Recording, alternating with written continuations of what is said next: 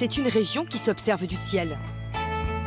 Le Michoacán, un état de l'ouest du Mexique, est le royaume de l'avocat. Les plantations s'étendent à perte de vue. Ici, on produit 120 000 tonnes de fruits par mois en moyenne.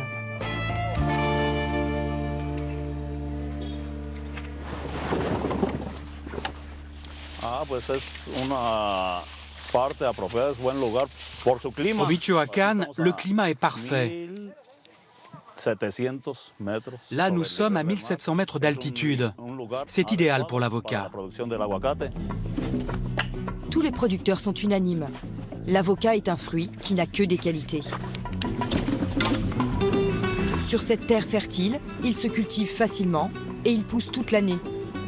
En 20 ans, la demande mondiale a explosé et les prix ont flambé. Quand on a commencé à produire de l'avocat, le prix était autour de 25 centimes d'euros le kilo. Aujourd'hui, il est à 3,50 €. Il y a de plus en plus de demandes. Du coup, ça fait beaucoup plus d'argent pour ceux qui travaillent dans l'avocat. Plus d'argent pour nos familles. C'est pour ça qu'on l'appelle l'or vert. L'or vert s'exporte aujourd'hui dans le monde entier. 10% des avocats mexicains sont vendus en Europe. Le reste part au Japon, en Chine, au Canada et surtout aux États-Unis. Le pays consomme à lui seul 80% de la production mexicaine. Alors la filière ne lésine pas pour promouvoir son petit trésor. À l'occasion du Super Bowl, par exemple, l'événement sportif le plus regardé sur la planète. Les producteurs se sont payés la page de pub la plus chère du monde. Avocado. Eat them. Eat it. Pour ce spot de 30 secondes, ils ont déboursé 4,5 millions d'euros l'année dernière. Come and get it, hipsters.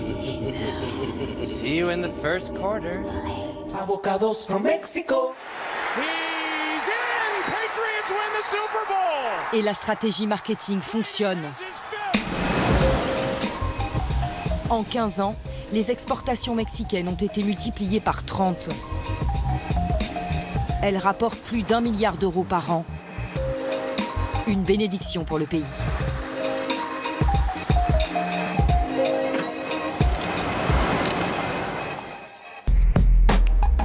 Ce fruit en or a pourtant une face bien moins reluisante. Au Michoacán, il fait couler beaucoup de sang. Des cultivateurs d'avocats sont rackettés et assassinés par les cartels de la drogue qui exigent leur part du gâteau. Il crée aussi un désastre écologique. Pour cette culture à grande échelle, des forêts entières sont rasées.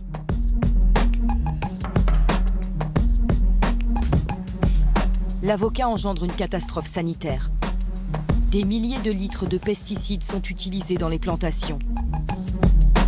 Ces produits toxiques ont déjà fait leur première victime au Mexique. Plongé dans cet univers insoupçonnable, celui d'un fruit devenu un poison, parfois mortel.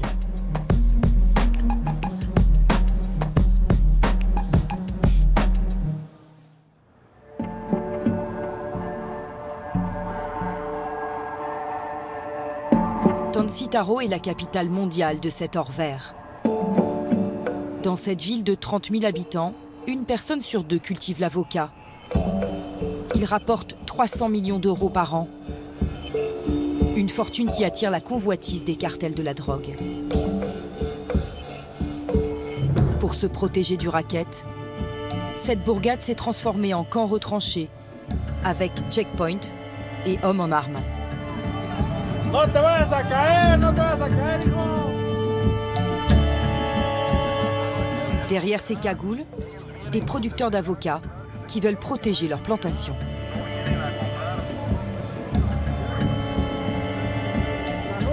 La lumière. Allume la lumière. Allume la lumière, je t'ai dit. Non, arrête-toi. Allume la lumière. Ok, pas de problème. Passe. Jour et nuit, ils contrôlent chaque véhicule pour empêcher les criminels de rentrer.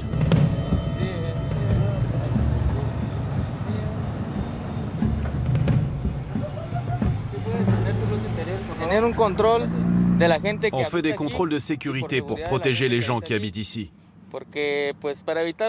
On veut éviter qu'il y ait des kidnappings, qu'il y ait des gens armés qui rentrent dans la ville, des inconnus. Si on voit des plaques d'immatriculation suspectes, on les signale tout de suite à la police. Ici, Fernando Hernandez est surnommé le shérif. Ce gros producteur d'avocats mène la lutte contre les cartels. Là, vous avez une structure de roche très solide pour se protéger des balles. Les gens qui mènent la garde ici peuvent surveiller en toute sécurité. Là, vous avez 15 cm d'épaisseur de mur pour éviter les tirs. Et là, on peut se baisser et résister à une attaque. Si tu viens visiter notre ville, ok, tu es le bienvenu. Tu viens faire du mal, tu dégages, tu n'es pas le bienvenu. Fernando Hernandez veut à tout prix préserver le trésor de la ville.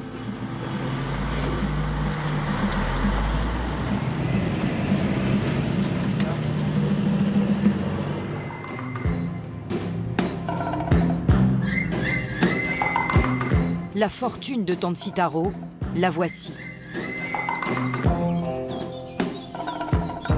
23 000 hectares de plantations d'avocats.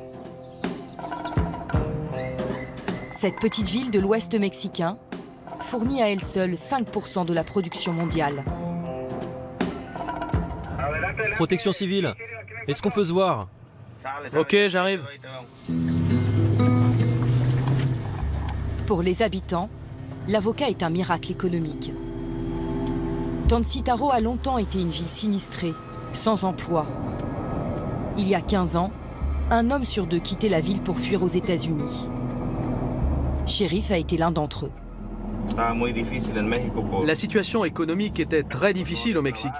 Il n'y avait pas de travail, il n'y avait pas de stabilité. Tout le monde allait travailler aux États-Unis. Donc je suis allé là-bas 3 ans. Quand j'ai quitté le Michoacán pour les États-Unis, je pouvais à peine m'acheter une bicyclette. Aujourd'hui, je peux m'offrir une voiture comme celle-ci. C'est une situation totalement différente. Grâce à la culture de l'avocat, Shérif gagne 20 fois plus qu'il y a 15 ans. Il est fier de nous montrer sa plantation sur les hauteurs de la ville. Même dans les champs d'avocats, il reste sur ses gardes. L'homme qui l'accompagne est armé d'une Kalachnikov. Il assure sa sécurité.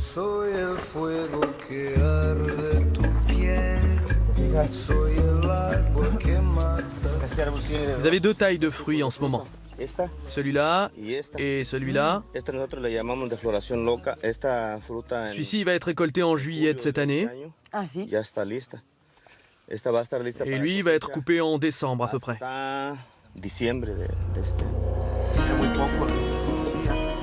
Comme tous les paysans de Tancítaro, Shérif est encore marqué par la violence des narcotrafiquants.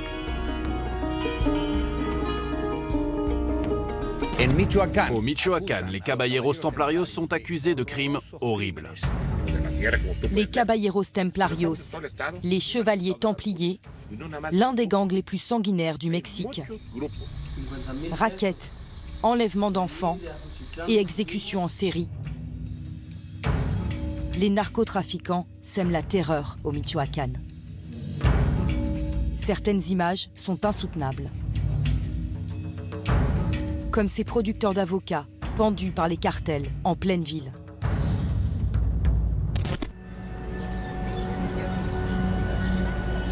Aujourd'hui, Tancítaro porte les stigmates de cette violence inouïe. La peur se lit sur tous les visages. Difficile de faire parler les victimes, encore traumatisées.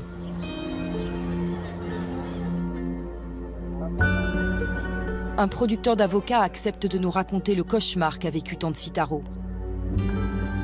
Il tient à rester anonyme, il risque sa vie en nous parlant. Pendant des années, les cartels intimident, menacent et rackettent les cultivateurs d'avocats. Chaque mois, ils prélèvent une taxe, 10% de la vente des récoltes. Quand une personne refusait de payer l'argent demandé, ils venaient l'enlever. Et quelques jours plus tard, on retrouvait cette personne assassinée, démembrée, les membres dans des sacs. Il y a beaucoup de gens qui ont retrouvé la tête coupée de leurs proches. C'était fréquent. Ils coupaient la tête et la laissaient sur le pas de la porte de la maison. Il y a eu beaucoup d'enlèvements ici? Oui, chaque semaine, il y avait au minimum une personne enlevée. Il y a 3 ans, ce paysan est à son tour la cible des cartels. Il refuse de payer la taxe aux criminels. Ils s'en prennent alors à sa fille de 20 ans. Un après-midi, il reçoit un coup de fil anonyme. Une personne que je ne connaissais pas m'a appelé par mon prénom et m'a donné celui de ma fille. Cette personne m'a dit « Ta fille vient d'être enlevée. Nous voulons 50 000 euros. »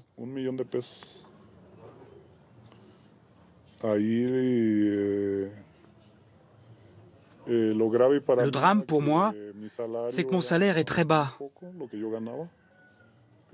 Donc le monde s'est effondré pour moi.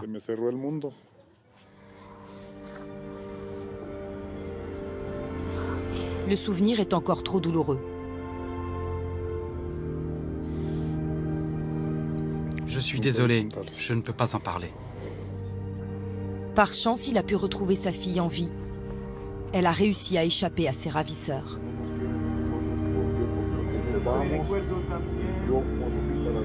Dans la région de Tansi Taro, des dizaines de femmes et d'hommes ont été assassinés. De nombreux enfants aussi. Plusieurs personnes sont encore portées disparues. De 2009 à 2012, le cartel des Templiers a extorqué 18 millions d'euros aux producteurs d'avocats. À l'époque, la population se sent abandonnée par une police corrompue. Les policiers, tout ce qui les intéresse, c'est l'argent. Ils ne nous protègent pas. On séquestre des femmes, des enfants, on les tue. Ils ne font rien. Face à l'inertie des autorités, en 2013, les paysans décident de se soulever et de se défendre seuls face au cartel. On en a marre des narcotrafiquants. Des vols, des meurtres, des viols. 3000 personnes se rassemblent alors à Tansi Taro et entrent en guerre contre les narcotrafiquants.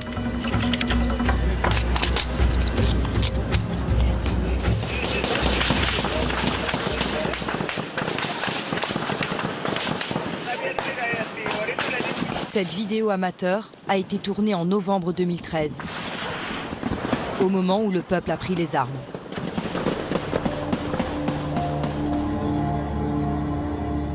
Les affrontements durent près d'1 an. Les producteurs d'avocats délogent eux-mêmes les membres des cartels. Comme cet homme qui fait partie des Caballeros Templarios, il a été remis à la police.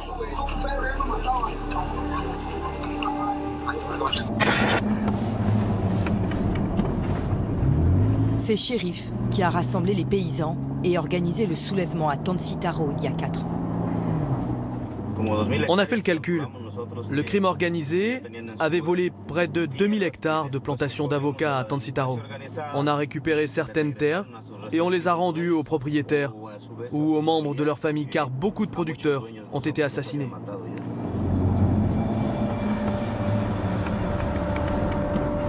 Cette violence quasi quotidienne a transformé de simples agriculteurs en guerriers clandestins. Hormis Shérif, les producteurs d'avocats qui acceptent de nous parler sont masqués et lourdement armés.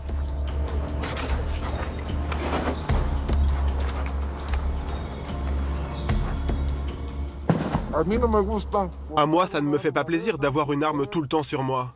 10 chargeurs de balles et une arme de poing en permanence. Moi, ce que j'aime, c'est conduire mon tracteur, cultiver mes avocats dans ma plantation. C'est ça que j'aime. C'est ce que mes parents m'ont appris. D'après eux, tant qu'il y aura des champs d'avocats à Tancítaro, ils porteront des fusils d'assaut. Si je te dis qu'une arme comme celle-ci coûte à peu près 1 500 € et qu'elle peut sauver la vie de ta famille, tu l'achèterais pas, toi? On va être obligé de former nos fils et nos petits-fils pour qu'ils se défendent et qu'ils portent nos armes à leur tour, pour leur liberté. Ici, une balle vaut mieux qu'une parole.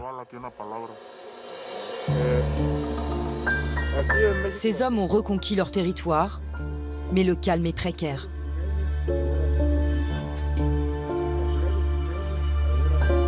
Aujourd'hui encore, l'avocat fait couler beaucoup de sang.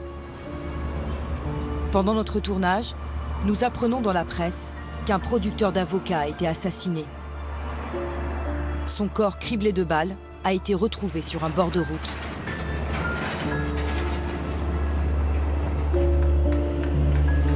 Un mois plus tard, c'est une nouvelle scène d'horreur.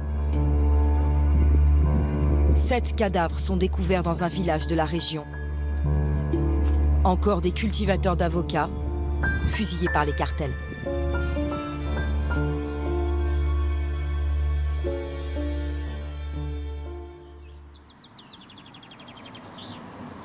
Narcotrafiquants ou simples producteurs, tous veulent mettre la main sur l'avocat.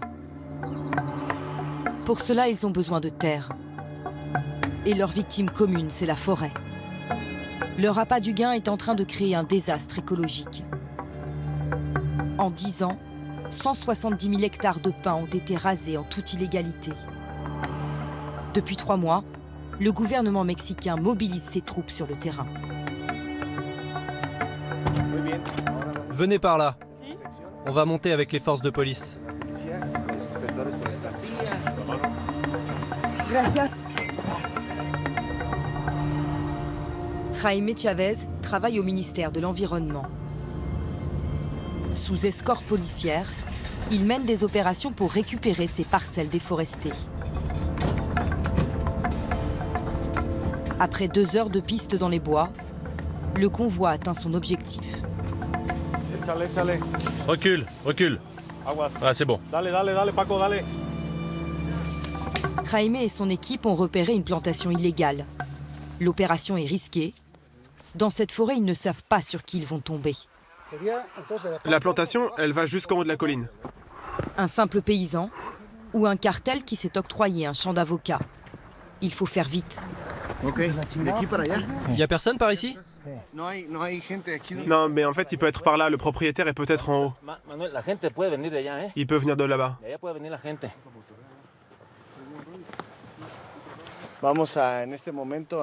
Là, on va inspecter les dimensions de la plantation.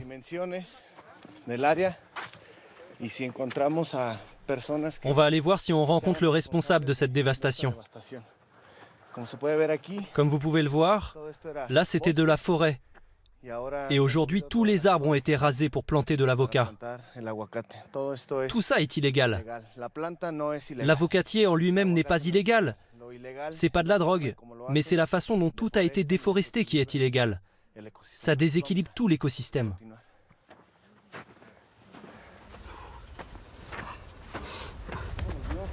Des gardes forestiers sont venus prêter main forte à l'équipe. Avec leurs machettes, ils détruisent la plantation. On les coupe le plus ras possible pour qu'ils ne puissent plus continuer à pousser. Si on les coupe trop haut, quelques temps plus tard, eh ben, ils repoussent. On les coupe en bas, comme ça, on arrache toute la plante. Vous voyez ? En moins de 20 minutes, tous les avocatiers du champ sont abattus. Chaque année au Michoacán, 700 hectares de forêt disparaissent à cause de l'avocat. l'équivalent de 1000 terrains de football.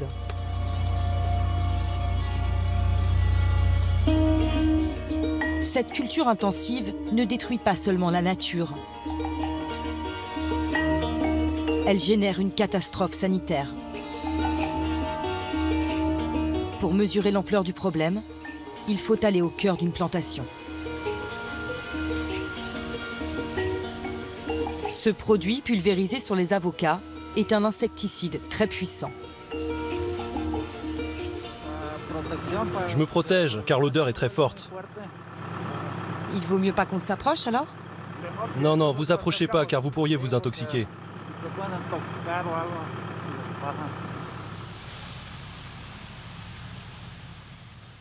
Le propriétaire du verger, Andrés Cyprès, utilise ce pesticide pour éradiquer un ver microscopique qui grignote le fruit, le thrips.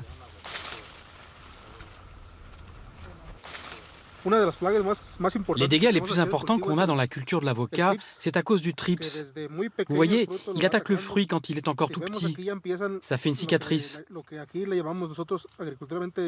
Le fruit est rogné et vous voyez les petites traces qu'on voit ici. C'est les conséquences du thrips. Si on ne le combat pas, tout le fruit va devenir couleur café. Et là, ce fruit, on ne peut plus l'exporter. C'est une récolte perdue. Le thrips est la bête noire des producteurs d'avocats. Alors Andrés Cyprès ne lésine pas sur les produits chimiques. Ça, c'est un insecticide. Ça, c'est de l'acide phosphorique. Ça, c'est un autre insecticide. Plus on met de pesticides, plus c'est efficace. Il est fier de nous montrer son cocktail du jour et de nous livrer la recette. On met 1 litre de ce produit dans 2000 litres d'eau. Ce producteur mélange une dizaine de produits chimiques très puissants. Tous sont approuvés par les autorités mexicaines. Mais dans cette potion, plusieurs pesticides sont interdits en Europe depuis plusieurs années, car jugés trop dangereux.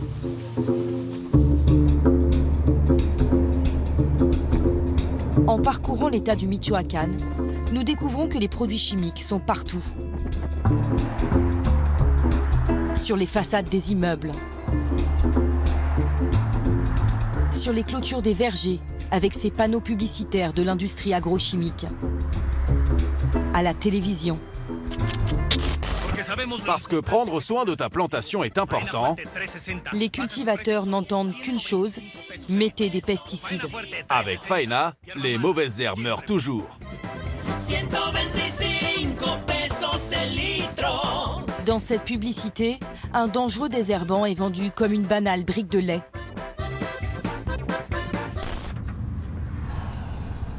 Le long des routes, nous croisons des dizaines de camions remplis de pesticides. Je regarde ou pas?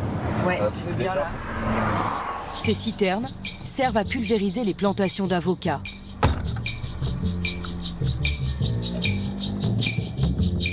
Il n'y a personne autour. Nous décidons d'inspecter les produits utilisés.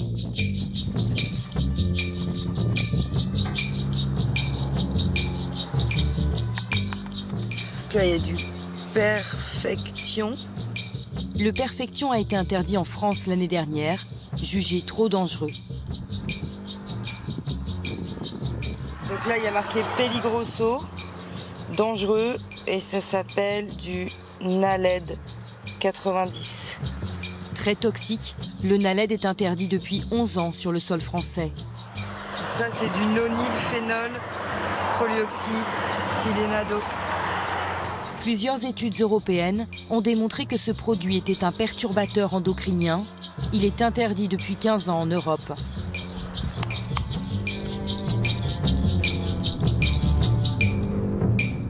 En reprenant la route, nous consultons la liste des produits autorisés par le gouvernement mexicain pour traiter l'avocat.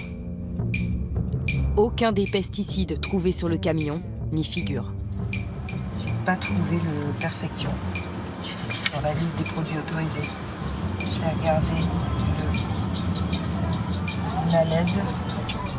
Ils sont totalement interdits dans les champs d'avocats. Pourtant, il est très facile de se les procurer, car ils sont autorisés dans d'autres cultures moins sensibles, comme le maïs ou les tomates.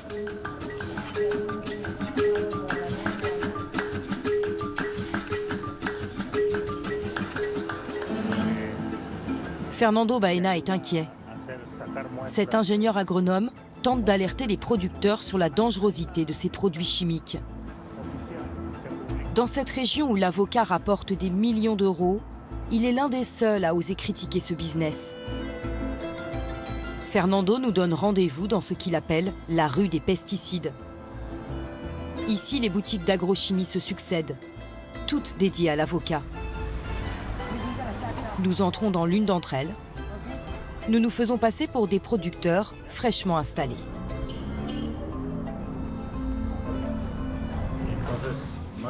On voudrait savoir quels produits il faut utiliser. Oui, bien sûr, vous avez tout ce que vous voulez pour traiter les avocats ici. Nous entrons dans le temple du pesticide. Sur ces étals, de nombreux produits interdits pour traiter l'avocat. Fernando trouve l'un de ceux que nous avons découverts sur le camion. Le vendeur nous confirme qu'il se vend très bien. Et il s'utilise beaucoup, celui-ci? Ah oui, les producteurs s'en servent beaucoup. C'est interdit, mais on l'utilise énormément. Je ne comprends pas bien. C'est interdit, mais ça s'utilise? Mais oui, tout le monde le met. C'est pas parce que c'est interdit qu'on ne l'utilise pas. La marijuana, c'est interdit, mais on en fume quand même. C'est quoi ça? C'est un insecticide. Naled, c'est interdit. Ah, c'est interdit. Ce magasin vend une centaine de pesticides. 10 d'entre eux sont strictement interdits pour la culture de l'avocat. Pourtant, ici, on ne cultive que ce fruit. En général, ces produits sont interdits car ils sont hautement toxiques. Ah si. Évidemment, vu qu'ils sont très toxiques, ils sont très efficaces dans les champs, ils tuent tout. Si les producteurs ont une épidémie importante, ils veulent utiliser un produit efficace pour ne pas perdre leur production. Tous les producteurs du Michoacán se fournissent dans ces boutiques. Fernando Baena s'inquiète pour les populations exposées à ces pesticides hautement toxiques.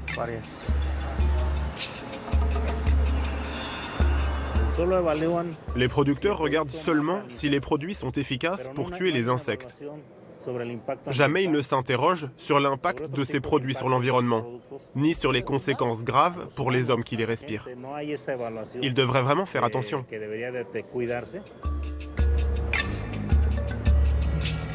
Ces produits sont en effet très dangereux pour la santé. C'est ce que nous constatons en inspectant les bidons de pesticides.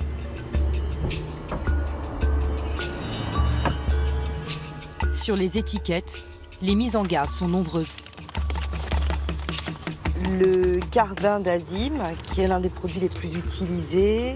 Effectivement, il conseille de mettre des gants, un masque. Alors là, c'est du diméthoato. Il y a marqué que c'est dangereux, peligro, que c'est toxique en cas d'ingestion, de contact ou d'inhalation. Sur celui-ci, le Naled, qui est très dangereux. Il parle aussi des risques d'intoxication, vomissements, douleurs de tête.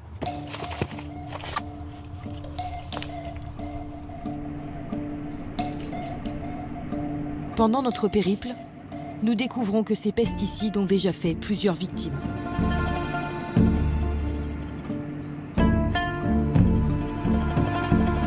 Toutes vivent à proximité des plantations. Dans certaines régions du Michoacán, les avocatis ont dévoré la ville. Comme à Torreo el Bajo, une petite commune encerclée par les vergers. Le cas le plus emblématique de notre enquête, c'est le drame que vit l'école du village. «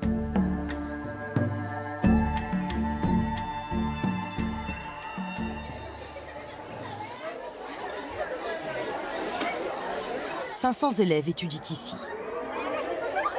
Ils ont entre 9 et 13 ans.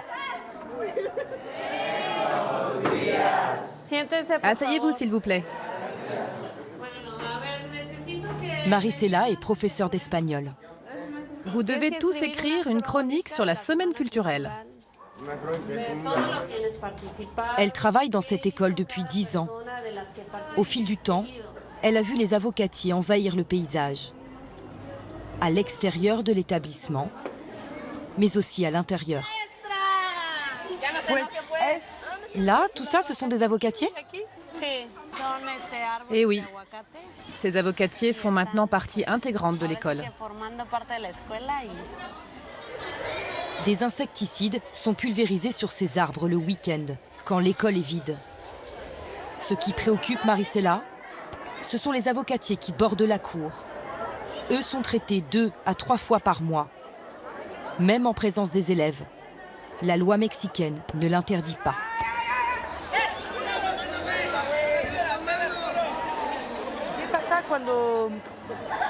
Qu'est-ce qui se passe quand ils épandent des pesticides dans ces plantations? Quand ils mettent des pesticides sur les arbres, on a les produits chimiques qui reviennent sur nous avec le vent. On sent l'odeur de tous les produits qui sont pulvérisés. Au cours de notre tournage, nous avons filmé plusieurs épandages de pesticides. Voilà comment ça se passe. À l'aide de ces pulvérisateurs à haute pression, les travailleurs projettent les produits chimiques vers le haut pour atteindre les avocats.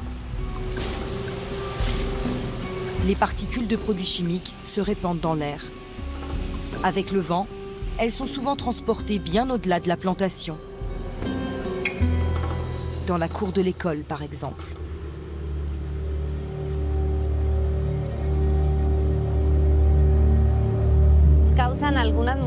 Les produits chimiques nous importunent.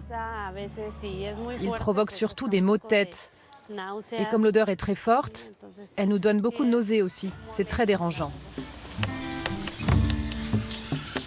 Depuis quelque temps, Marisela s'inquiète pour sa santé.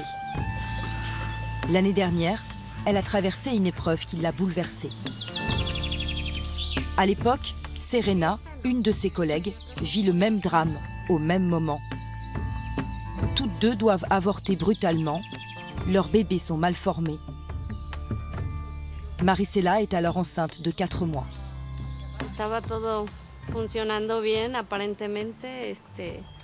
Tout fonctionnait bien jusque-là. Et puis on m'a fait une échographie. On s'est rendu compte que le bébé manquait de liquide amniotique et qu'il avait une possible malformation des reins.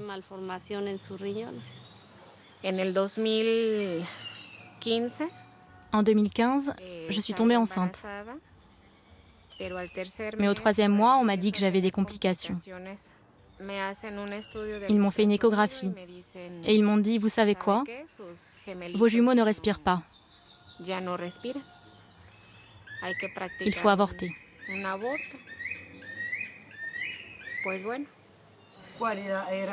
Comment vous avez réagi? Ma réaction?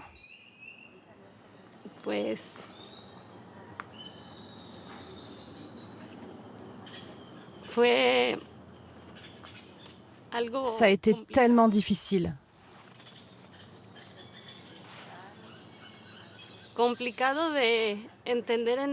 C'était compliqué parce qu'on me disait que tout allait bien,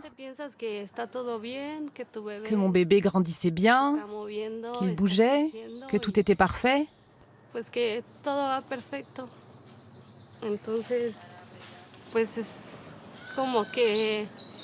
Je suis désolée, je n'arrive pas à parler de cette histoire sans m'effondrer.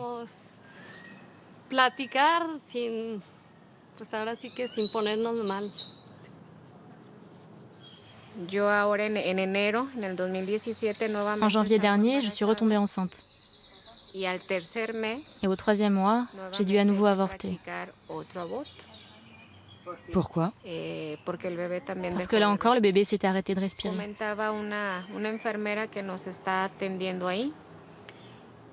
L'infirmière de la clinique m'a dit que j'étais la 3e maîtresse à subir un avortement, ici, dans le village. Les médecins de Serena et Marisela n'ont pas pu déterminer les causes de ces malformations. Mais plusieurs études européennes ont démontré que les pesticides pouvaient perturber le développement du fœtus.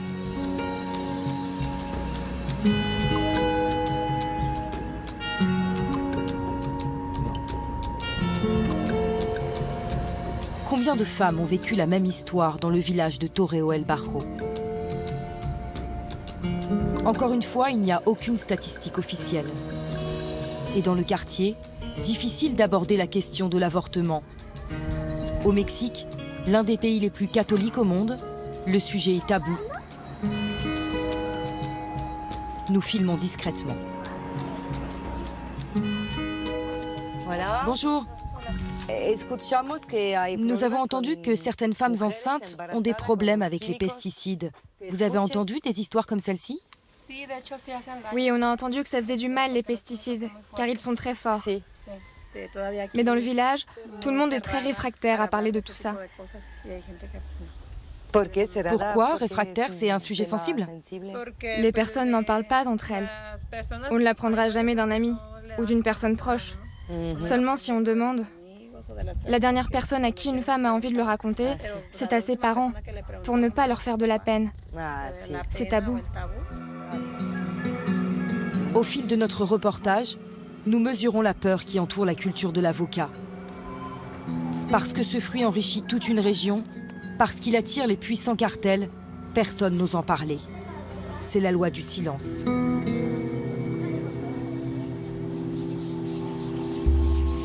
Pourtant, à chaque maison, son histoire. Bonjour. Des avortements, je sais pas. Mais des enfants avec les doigts collés, avec des malformations, ouais, il y en a plusieurs ici. Ah bon, il y en a beaucoup ici dans le quartier? Ouais, c'est un peu plus loin, proche de l'école, en bas du village. Oui, il y a beaucoup d'enfants qui naissent mal formés, avec un bec de lièvre, par exemple. Parfois, ils ont les doigts collés. Avant, il n'y avait pas autant de malformations.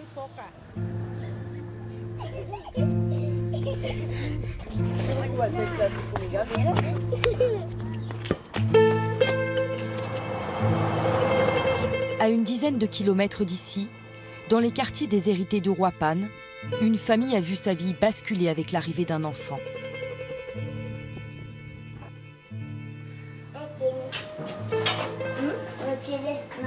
La petite Gabi a 4 ans. Depuis l'âge de 9 mois, elle est atteinte de plusieurs maladies. Elle s'éteint, petit à petit, sous le regard impuissant de sa mère Lydia.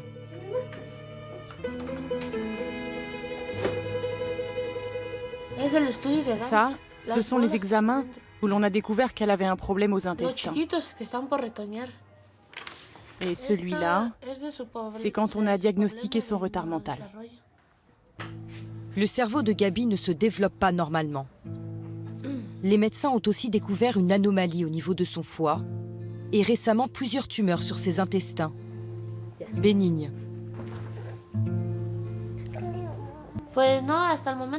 Jusqu'à présent, les médecins ne peuvent pas expliquer cette maladie. La seule chose qu'ils m'ont demandé, c'est de savoir s'il n'y avait pas d'antécédents dans la famille de cancer de l'intestin. Ils m'ont aussi demandé si je vivais proche d'une usine ou à côté des produits chimiques. Lydia a été exposée à plusieurs produits chimiques pendant sa grossesse. Quand elle était enceinte de Gabi, elle vivait à proximité d'une plantation d'avocats.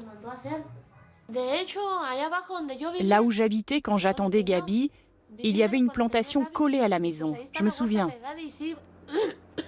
Le tracteur arrivait et il projetait les produits chimiques.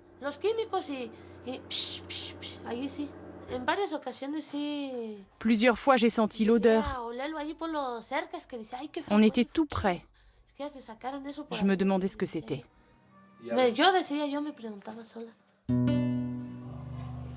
Des pesticides tout autour de sa maison, mais aussi à l'intérieur. Le papa de Gabi est un travailleur de l'avocat. Il applique les insecticides sur les arbres. Pendant des années, il n'a pas porté de protection.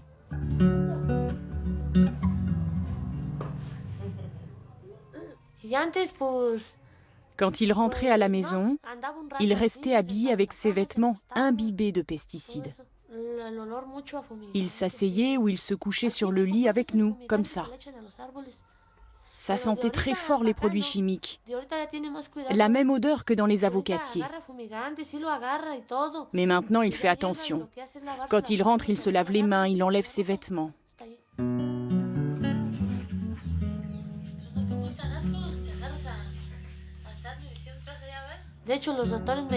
Les docteurs m'ont dit qu'à tout moment, elle pouvait mourir.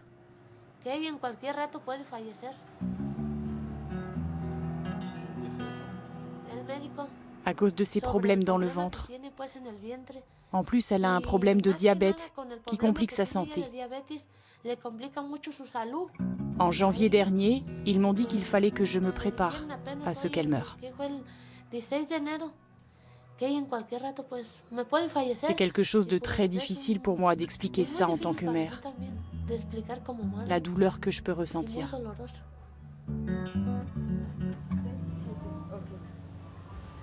Cette omniprésence des pesticides dans la vie de Gaby peut-elle expliquer son état de santé?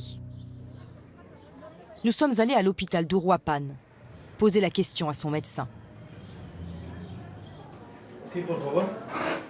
Une nouvelle fois, c'est l'omerta, même dans le corps médical.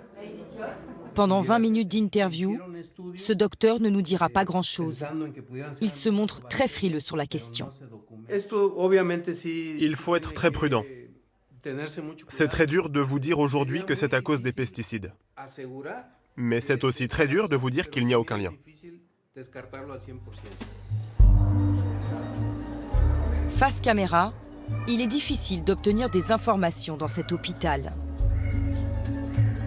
Pour avoir des réponses, il faut filmer discrètement.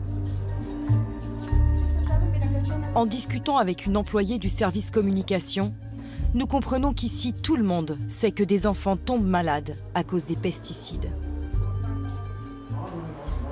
Les enfants sont particulièrement touchés. Il y a beaucoup de cas de cancer chez les enfants? Beaucoup de cas dont je ne peux pas vous parler. Je ne peux rien dire. Si je pouvais te dire les choses que je vois dans les services de pédiatrie. De pédiatrie? Oui, les enfants. Je ne peux pas te le dire parce que je travaille ici. C'est un sujet trop sensible? Mais oui, sensible. Personne ne veut parler de ces problèmes. Parce que l'avocat, c'est la principale activité économique de la région. À quelques mètres, un neurochirurgien confirme. Lui aussi est inquiet. Il se base sur des études scientifiques qui prouvent les effets dévastateurs des pesticides sur les plus jeunes. Il existe un lien direct entre cette situation sanitaire et les plantations d'avocats. La majorité des cancers qu'on constate pour les enfants, ce sont des cancers du sang, des leucémies. Et ça, c'est clairement lié à l'utilisation des pesticides. Quel type de pesticides? Les organophosphorés en particulier. Ils sont très toxiques. Si on utilise ce genre de pesticides, c'est un risque majeur pour les populations autour. Les organophosphorés dont nous parle ce médecin sont des insecticides très puissants. Nous les avons croisés tout au long de notre enquête. Dans cette plantation, le patron s'en sert pour éradiquer les vers. Sur le bord de la route, parmi les bidons que nous avons trouvés sur ce camion, 2 sont des organophosphorés.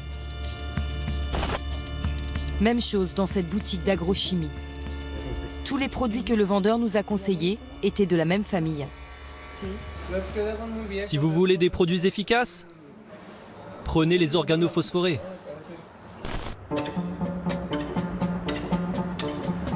Que fait le gouvernement mexicain face à ce qui ressemble à une catastrophe sanitaire? Pourquoi les autorités ne protègent-elles pas les victimes de l'avocat? Nous sommes allés poser ces questions au ministère de la Santé, avec un paquet sous le bras.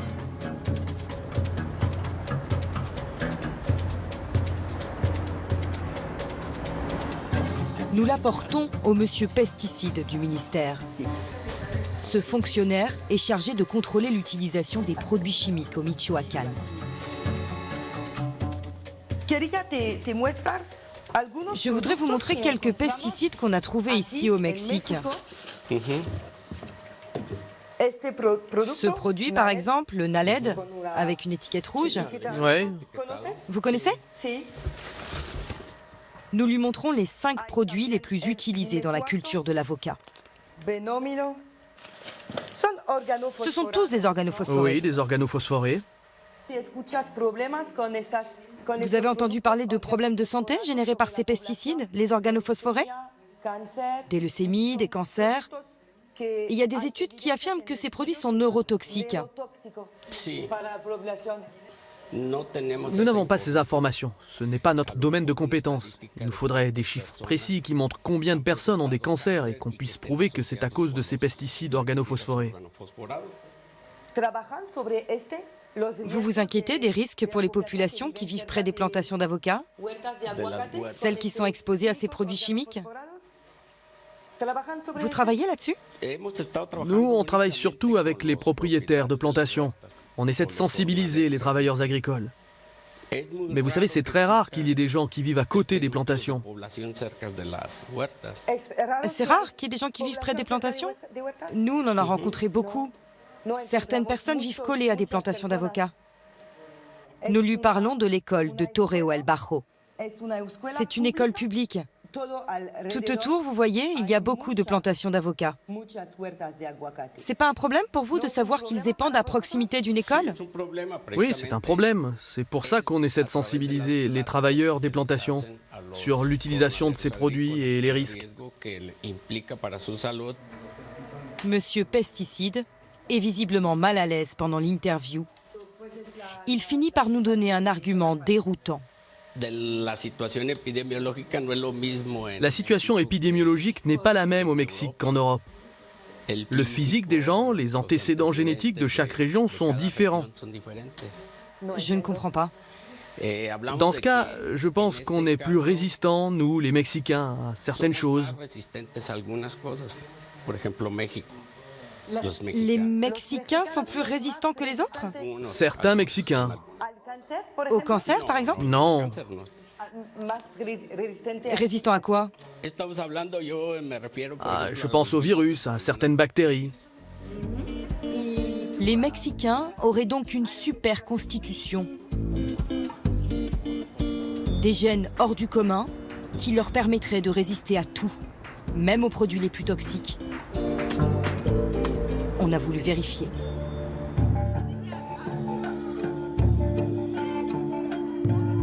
Nous retournons à l'école de Torreo el Bajo pour faire une petite expérience. Marisela et Serena, les 2 enseignantes, sont-elles contaminées par les pesticides? Sont-ils présents dans leur corps? Pour le savoir, nous leur prélevons des mèches de cheveux. Nous allons les faire analyser en laboratoire.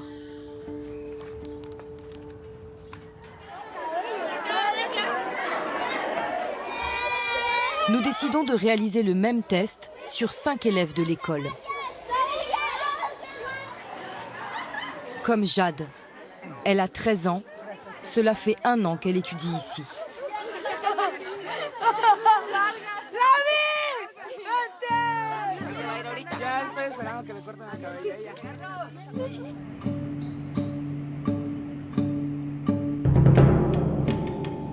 Nous avons apporté ces échantillons de cheveux à un laboratoire spécialisé à Strasbourg. Donc on va chercher le godet dans lequel on va mettre l'échantillon de cheveux de manière à le broyer finement. Vincent Péné réalise des analyses de cheveux depuis 7 ans. Il est l'un des meilleurs spécialistes en France. Il a déjà travaillé sur 1000 échantillons prélevés sur des enfants et des adultes dans tout l'Hexagone. Les cheveux sont intéressants parce qu'ils poussent d'1 centimètre par mois et qu'au moment de leur synthèse, ils vont se charger avec les produits auxquels on a été exposé qui se trouvent dans la circulation sanguine. Et donc 1 centimètre, ça fait 1 mois. Donc l'analyse d'une mèche de 3 centimètres permet d'évaluer l'exposition d'une personne sur les 3 derniers mois. les résultats des analyses de nos cheveux mexicains sont stupéfiants. Premier constat, tous les échantillons sont contaminés. Pour Vincent Peine, ce n'est pas une surprise. Tous les cheveux qu'il a étudiés en France l'étaient aussi. Ce qui est plus inquiétant, ce sont les proportions. Certaines mèches de cheveux contiennent jusqu'à 11 pesticides différents. C'est des concentrations très élevées. Donc ça peut surprendre pour notre travail du laboratoire de savoir qu'il y a des échantillons qui sont aussi contaminés. Dans tous les prélèvements, il a retrouvé des organophosphorés. Un échantillon est particulièrement alarmant, celui de Jade, l'écolière de 13 ans. Dans ses cheveux, les taux de produits chimiques explosent.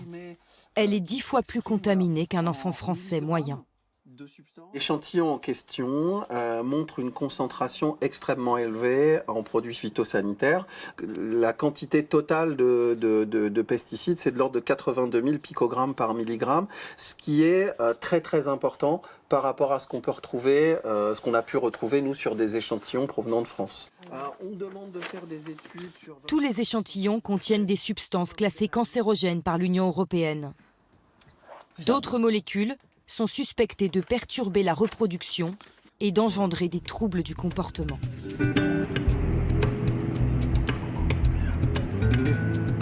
Ces résultats impressionnants, nous allons les montrer au ministère de la Santé. Au monsieur pesticide, qui nous assure que les Mexicains sont plus résistants que les autres. Je voudrais vous montrer des résultats. Ce sont ceux d'une jeune fille de 13 ans. Elle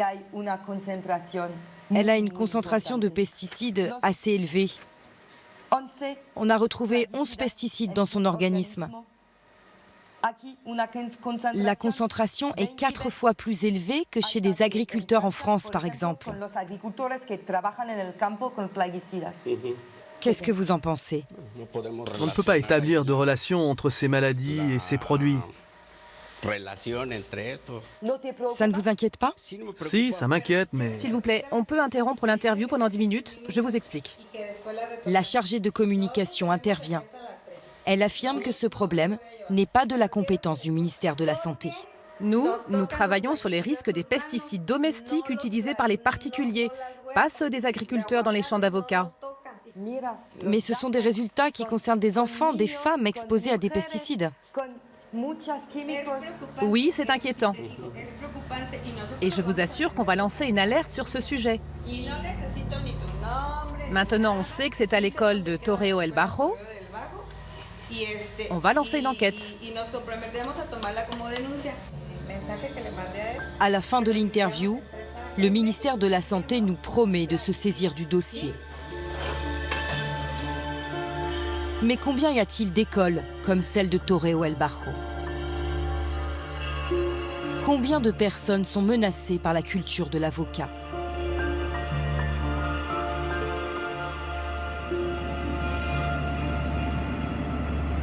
Avant de quitter le pays, nous partons rencontrer l'écolière qui a les résultats les plus inquiétants. Jade vit au milieu des plantations d'avocats avec sa famille.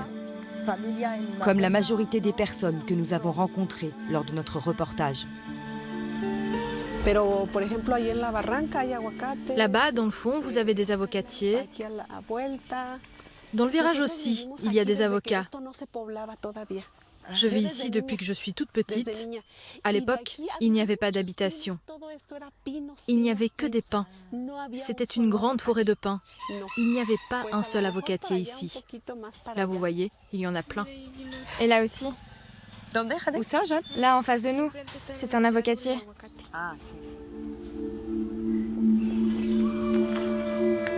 Jade n'a jamais connu les forêts de pins. Depuis plusieurs années, sa mère s'inquiète pour elle. Elle sait que les pesticides peuvent lui faire du mal. Ce sont les résultats de Jade. Ils ont trouvé 11 pesticides dans ses cheveux. Ce qui est important, c'est ce chiffre. C'est la concentration qu'elle a dans l'organisme. Cette concentration est très élevée.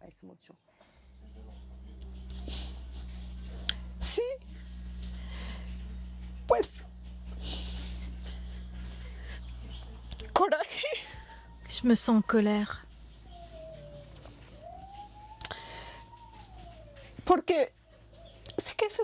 Les plantations d'avocats, c'est un business.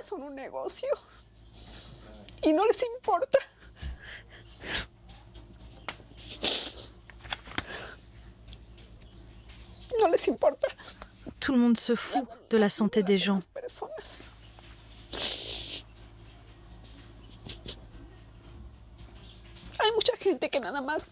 Il y a beaucoup de gens qui veulent seulement faire de l'argent. C'est un business. C'est tout ce qui les intéresse.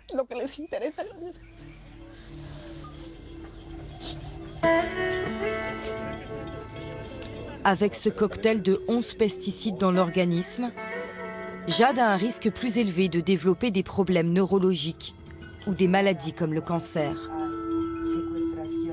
Sa mère est prête à tout quitter pour la sauver. Je suis née ici, j'ai grandi ici.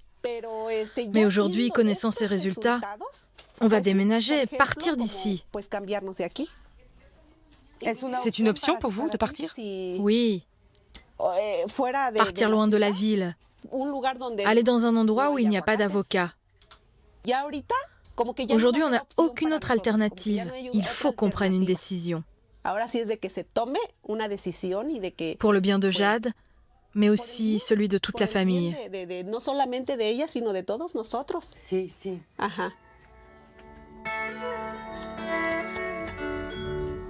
Fuir les champs d'avocats, abandonner une vie qu'elles ont toujours connue. C'est la seule solution pour Jade et sa mère.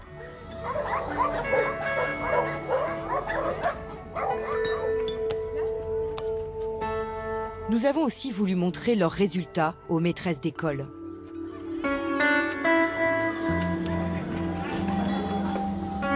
Les cheveux de Maricela contiennent 7 pesticides différents. Là encore, avec des concentrations très élevées.